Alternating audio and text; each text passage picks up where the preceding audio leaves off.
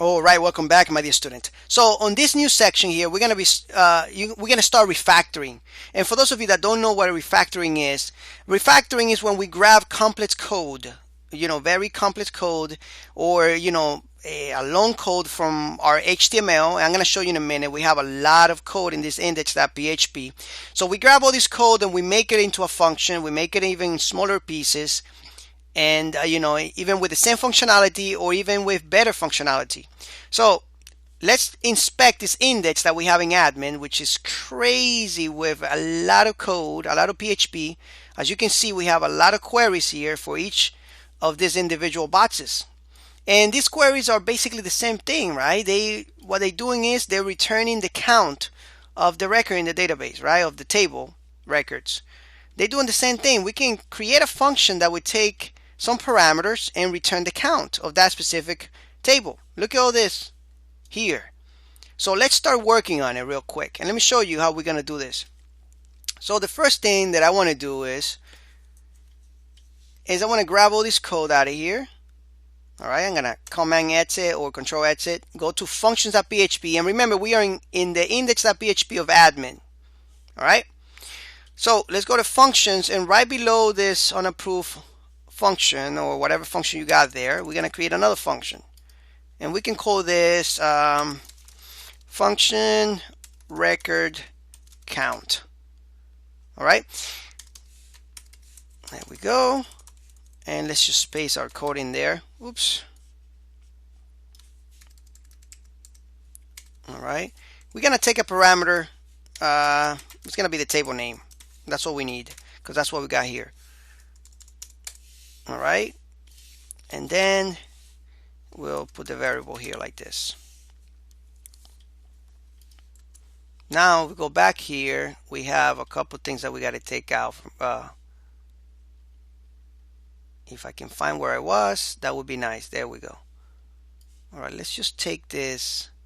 We're gonna need this variable in a minute, but let's just take that other piece, paste it there, and name it result. And we can even use the function confirm query to make sure that our result goes through. And if it doesn't go through, it's going to give us some type of error that we can check. And then here, all we have to do is return it. All right, we're going to return result like this. And there is, you can even make this smaller if you want, and you can put stuff inside functions, and make it like that. But I'm just doing it like this so that it's very clear to you on what we're doing. All right. Very simple. So we can return this whole thing if we wanted to, and you don't even need this function. All right, you can just return and save yourself a lot of lines of code like that. And we can even go further, but I wanted to make it like this so that way you know exactly what we're doing. So we save it, and then we grab this and paste it right here. And now we are searching for the row count in the post table. All right, we can grab all this if we wanted to, take all this PHP out of here like this. All right, open another PHP tag in here and echo it out like this. All right, or we can echo out the whole thing. We need this post count down here, so that's why we're going to keep the variable. We need it all the way down here somewhere. All right, we're using it right here, so we're gonna keep it. All right, so we're gonna save it, and then if we go back to our, oops, I think I have an error somewhere on line 228 in functions. Let's just check real quick. There we go. Save it, come back here, refresh. Oh, another thing that we make sure that you have is your global connection. All right, because we are using the connection right here, the database connection. Save it. Let's see if we are good to go now. All right, so it looks like it's working. We have number 8, and if we wanted to search, let's say, the comments table, let's go back to index. We can say comments right here like this. Save it. Make sure you save your file. Come back here and save it and refresh, and look at that, it changed to 1. So we are able to to check for each individual table that we want. We want function. That's really cool stuff, right? We don't have to repeat ourselves so much. So now we can come here and paste that code in there. Let me just make this smaller.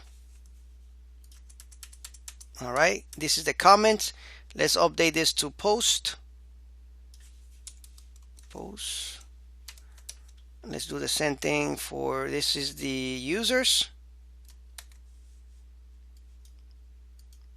All right, so I'm basically doing the same thing on all of them. We're just changing the table name. This is categories. All right, categories like this. Save it, come back here and refresh. And the last one there is, we're missing an S there. There we go. All right, it's breaking our code, and the reason why it's breaking it is because those variables that I was talking about, all right, we're missing those variables. So make sure that you have those variables, and I have to go back here real quick and know what a variable that, this is category count. So they're all gonna be comment count, category count, and all that. All right, so make sure you have those variables here, that you change this. This is category count. Is it? This is category count. There we go. Like that. And the last one is categories. All right, so don't make the same mistake I just made. And this is the users. So user count. So we got, and comment count.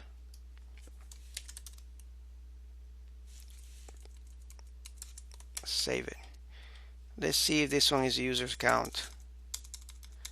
My editor helps me out. Yeah, because I already have the same variable all the way in the bottom, so that's why my editor is auto completing the stuff for me. So refresh, and now you can see that it works 100%. All right, beautiful. So there you have it. We refactor a lot of stuff, and the next thing I guess would be to refactor this here. So we're gonna go to the next lecture and work with that a little bit, because I think this is a lot of code here and we don't need it. All right, another thing is, make sure that you comment your code, all right, and explain what you're doing, because you might come back in a couple months and not know what the heck you did on this line right here. So I don't comment my code because it would take me twice as much to complete the lectures, and this course is very long. So just comment your code and you're good to go. All right, of course I just wanted to show you that, but we created this function here, so you want to start commenting your code. Anyway, thank you so much for watching, and I'll see you in the next lecture. All right, have fun.